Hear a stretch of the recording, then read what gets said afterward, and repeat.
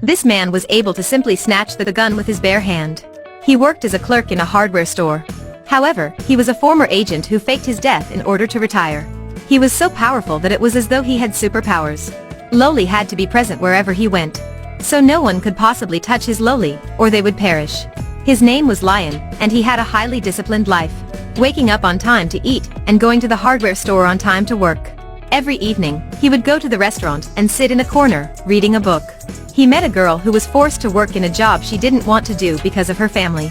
She used to have a desire to be a singer, but it remained a dream until then. The girl handed Lion her own CD. "You can become whoever for as long as you want, simply change," Lion said. When two people were ready to split ways in the middle of the night, a car stopped the girl. The pimps brutally beat her and dragged her into the car. They then approached Lion, thinking he was her client, and offered him a business card. And told him, "If you need someone again, I will make a better recommendation." After that, the girl vanished. And the restaurant owner informed him that she had been hospitalized. Lion came to the hospital and looked through the glass at the seriously injured girl. Her friend told him that she had been beaten by pimps. The Lion advised her that she could do whatever she wanted. But at this time, she had to be bound by what she didn't want. When he arrived home, he had a look at the CD the girl had given him. Lion tracked out the pimps by using the address on the business card. He offered to pay $9,800 for Loli's freedom, but they refused. Lion walked to the door, opened it and closed it again a few times, then locked it. Then he looked around the room, 5 men, a gun, a knife, and 2 wine corkscrews. He only needed 16 seconds to solve everything. As soon as the countdown began, he stole the gun and shot the leader. Then he snatched the knife and stabbed 2 people to death. Finally, he picked up the wine corkscrews to murder the last 2 men. He murdered them all with his bare hands, demonstrating mastery in close combat. He only took 19 seconds to deal with 5 people, which was faster than he expected. He approached the table and told the leader, "Previously, I had no option. But now, all I want to do is be a nice person. Why don't you go with $9,800 instead?"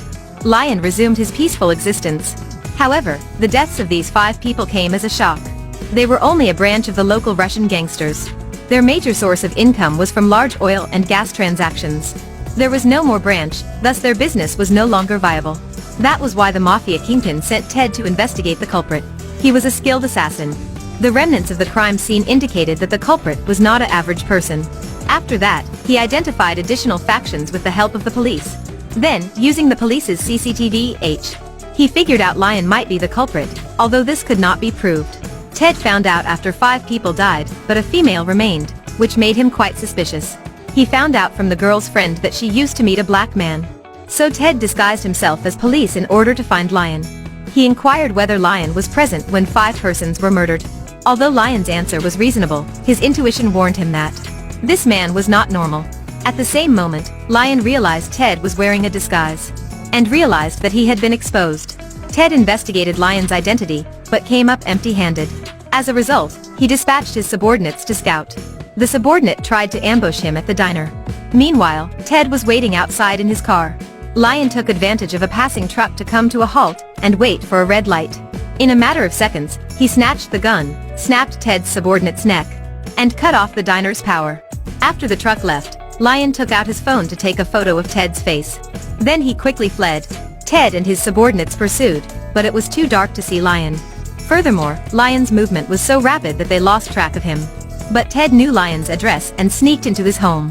However, there was no one in the room, and all of the living items had been cleaned. Ted discovered that the plane ticket purchase log had been shown on the computer. Lion appeared to have fled. Lion, on the other hand, was observing their every movement from the other side of the building. There were several hidden cameras throughout the room. Ted soon saw through Lion pretending to move house. Lion was still in the city. Lion was aware that Ted was complicated as well. He got the help of a friend who used to work for the intelligence agency. Ted was a former Special Forces soldier, who had been out of the army for 5 years. The one behind the plan was David, who was a powerful Russian mafia kingpin. Their money laundering assets appeared to be linked to the political sphere. Simultaneously, Lion obtained documentation indicating that the police had cooperated with David. After he returned, he went to find that policeman and threatened him to inform about David. Under the direction of that policeman, Lion tracked down the location where David had made the counterfeit money. Lion fought them once more with his bare hand. After a while, workers were then evacuated, and the counterfeit money was discovered. Thanks to the policeman, Lion was able to escape. Lion informed the police of the money laundering operation and illegal activities of David. But it was not enough. He even intended to destroy David's cargo ships. In the harbor late at night, the oil tankers suddenly exploded. It was Lion himself who did it. David had lost a lot of money and respect as a result of the explosion. So he angrily ordered subordinates to kill Lion. Ted was given orders to assemble a mercenary crew in order to kidnap Lion's co-workers. Then he warned Lion that if he didn't get there in 30 minutes, 1 minute late, a person would die. His co-workers were also involved, so he couldn't ignore. He used a bus to get people's attention. When he sneaked into the store, he discovered the mercenary. With skillful movement, he broke the neck of this mercenary to save his co-worker. He then fought with the remaining mercenaries one by one. Ted brought another group of mercenaries back to the hardware store. But Lion cut off the electricity. Even though he plunged into the darkness, Lion was unaffected. Anyway, this was where he worked every day.